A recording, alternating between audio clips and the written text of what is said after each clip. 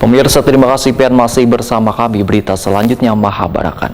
Penetapan status Badan Hukum Perusahaan Daerah Air Minum Banjarmasin yang berubah menjadi Perusahaan Perseroan Daerah disahkan oleh DPRD Banjarmasin melalui rapat paripurna tengah hari Kamis 24 Maret 2022. Maka PDAM Banjarmasin akan segera berganti ngaran menjadi PT Air Minum Banjarmasin Banjarmasin Perseroda.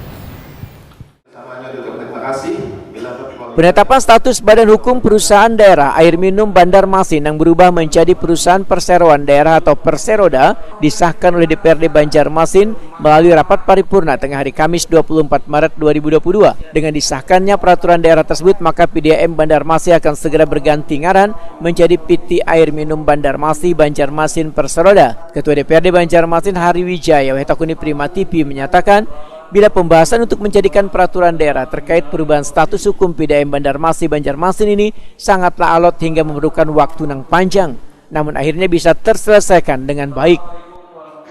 Terkait Perseroda mungkin prosesnya.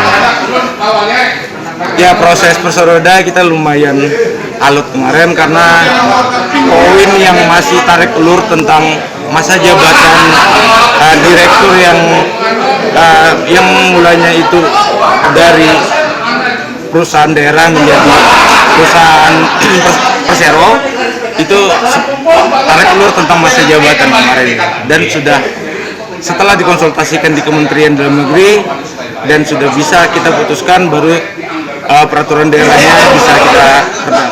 Wali Kota Banjarmasin Ibnu Sina sangat bersyukur lantaran raperda yang diusulkan kemudian dilakukan pembahasan sejak akhir tahun 2020 akhirnya bisa disahkan melalui rapat paripurna. Sehingga dengan status Perseroda, maka sesuai ketentuan undang-undang, saham PT Air Minum Banjarmasin Banjarmasin Perseroda kada hanya milik pemerintah Kota Banjarmasin, tapi ada sekitar 13,5% saham pemerintah provinsi, 1% saham pusat. Ibnu Sina pun berharap berubahnya status badan hukum ini akan meningkatkan kualitas pelayanan kepada warga.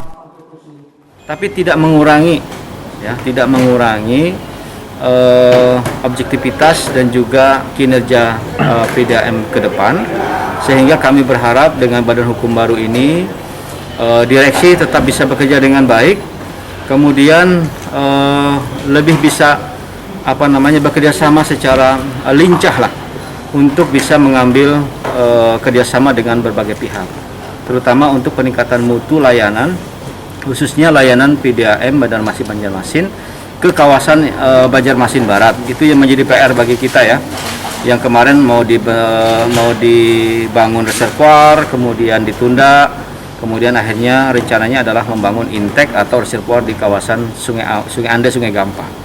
Nah, terkait dengan pipanisasi, peremajaan pipa itu sudah menjadi sebuah keharusan wajib hukumnya, karena distribusi kepada pelanggan itu harus sama dengan kualitas ketika diproduksi. Selama ini kan kendalanya adalah produksi sudah bagus, sekualitas air minum bahkan, tetapi begitu didistribusikan di tengah jalan banyak pipa yang kropos, banyak pipa yang bermasalah, sehingga kemudian sampai kepada pelanggan tidak lagi berkualitas air minum, bahkan tidak lagi berkualitas air bersih, tetapi jauh dari bawah standar baku air minum. Itu yang menjadi PR bagi Perseroda. Sementara itu, Direktur Utama PDAM Banjarmasin Banjarmasin Insinyur Yuda Ahmadi menyatakan akan sesegeranya menindaklanjuti perda tersebut dengan menyusun ADART, kemudian melaporkan ke Kemenkumham. Selain itu, akan dilakukan penyesuaian terkait beberapa perubahan peraturan SK Direksi, SK Wali Kota dan lainnya. Menurut Yuda Ahmadi, disahkannya Perda Perseroda ini akan menjadi angin segar karena diharapkan pemerintah Kota Banjarmasin dan pemerintah Provinsi Kalimantan Selatan bisa membantu dalam menyertakan modal sehingga bisa memperbaiki infrastruktur dalam rangka meningkatkan pelayanan. Dengan sebelumnya berarti Pak ada perubahan Pak di PDAM, perbedaannya mungkin Pak? Ya, perubahan nanti. Ini semua akan berubah nantinya. Ya, kalau sebelumnya nanti kita akan mengikuti aturan perusahaan Perseroda, PT, aturan PT yang akan kita ikuti untuk perusahaan yang baru ini. Jadi pemilik sahamnya ada dua ini sekarang, antara pemerintah kota dan pemerintah provinsi. Itu saja. Ada apa gambarannya Pak? Hah?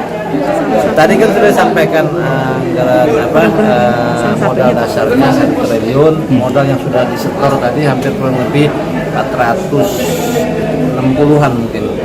Ya, jadi ada sekitar 86, sekian persen tadi yang dimiliki oleh pemerintah kota dan sekitar 13% dimiliki oleh pemerintah provinsi. Itu kepemilikan saham.